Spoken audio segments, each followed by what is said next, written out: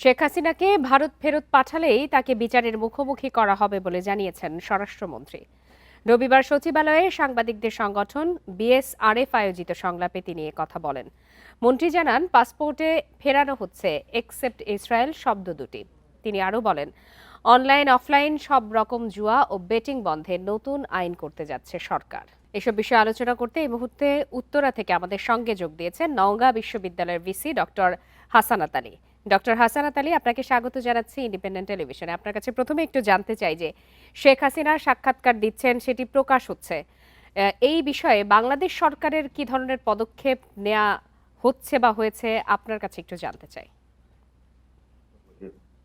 দেখেন, আমাদের সাম্প্রতিক অতীত বলে যে আজকে যিনি মাননীয় প্রধানমন্ত্রী, এক সময় শেখ হাসিনা সাবেক প্রধানমন্ত্রী, তার সরকার এই দেশে ওনার সকল প্রকারের বক্তব্য, ভাষণ, বিবৃতি নিষিদ্ধ করেছিল দীর্ঘদিন।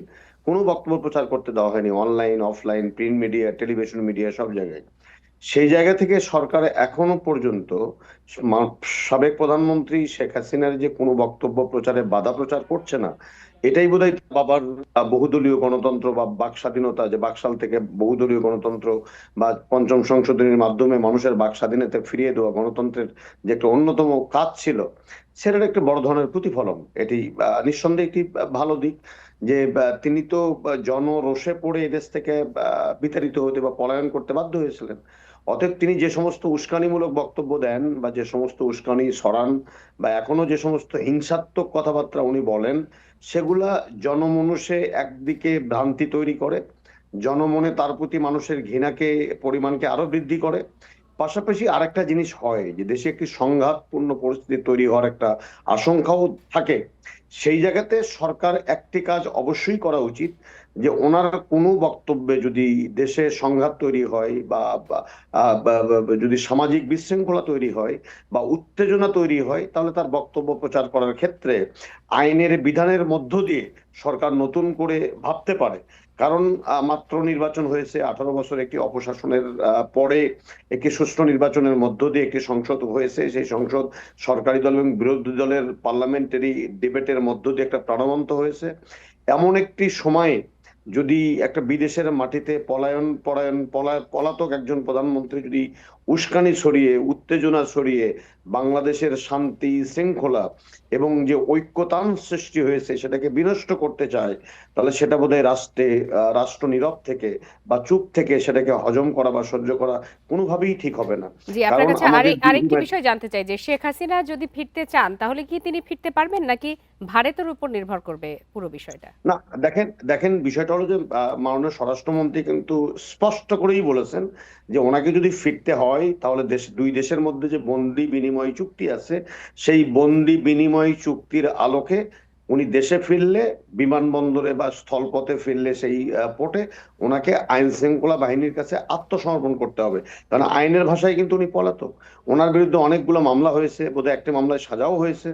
অতএব যেহেতু উনি পলাতক এবং সাজাপ্রাপ্ত আসামি এবং তার বিরুদ্ধে একাধিক মামলা বিভিন্ন কোর্টে, দেশের বিভিন্ন কোর্টে, অ্যাপেক্স কোর্টে বিচারাধীন রয়ে গেছে, ট্রাইব্যুনালে মামলা বিচারাধীন রয়েছে, অতএব আইন শৃঙ্খলা বাহিনীর কাস্টডিতে তাকে যেতে হবে।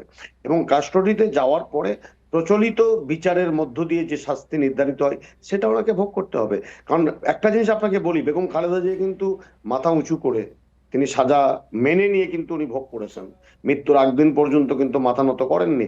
শেখ হাসিনা পালিয়ে গিয়ে কেন এই আইনের মুখোমুখি হতে ভয় পাচ্ছেন বা আইনের মুখোমুখি হচ্ছেন না বা বিচারের মুখোমুখি হচ্ছেন না, সেই বিষয়টা কিন্তু এক ধরনের প্রশ্নবিদ্ধ হয়। তবে ডক্টর হাসানাত যেন আলী, আপনি যেই প্রক্রিয়ার কথা বলছেন তার জন্য তো শেখ হাসিনাকে দেশে আসতে হবে। আপনার কাছে একটু জানতে চাই যে পররাষ্ট্রমন্ত্রী ভারত সফর করেছেন এবং শোনা যাচ্ছে প্রধানমন্ত্রীও যাবেন। এসব সফরে শেখ হাসিনাকে ফেরানোর বিষয়টি আসলে কতটা গুরুত্ব পাচ্ছে বলে আপনি মনে করেন? দেখেন, আমি আমি তো এই বিষয়গুলো নিয়ে সরকারের পক্ষ থেকে সুস্পষ্ট করে কিছু বলা হয়নি। তবে আজকে স্বরাষ্ট্রমন্ত্রী স্পষ্ট করে বলেছেন যে ওনাকে আসতে হলে আইনের কাছে আত্মসমর্পণ করতে হবে। এর বাইরে তো আসার কোনো সুযোগ নেই। কারণ সরকার তাকে ফিরে আসার পথটা রুদ্ধ করবে না, এরকম কথা বোধহয় আকারে ইঙ্গিতে আজকে স্বরাষ্ট্রমন্ত্রী বলেছেন।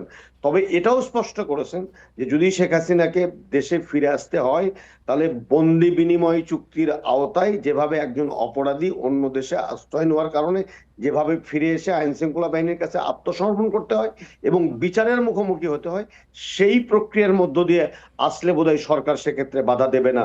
তবে একটা জিনিস মনে রাখতে হবে আমাদের সবাইকে, যে বহু মানুষের হত্যার মধ্য দিয়ে শেখ হাসিনা কিন্তু এই দেশ থেকে পলায়ন করতে বাধ্য হয়েছিলেন।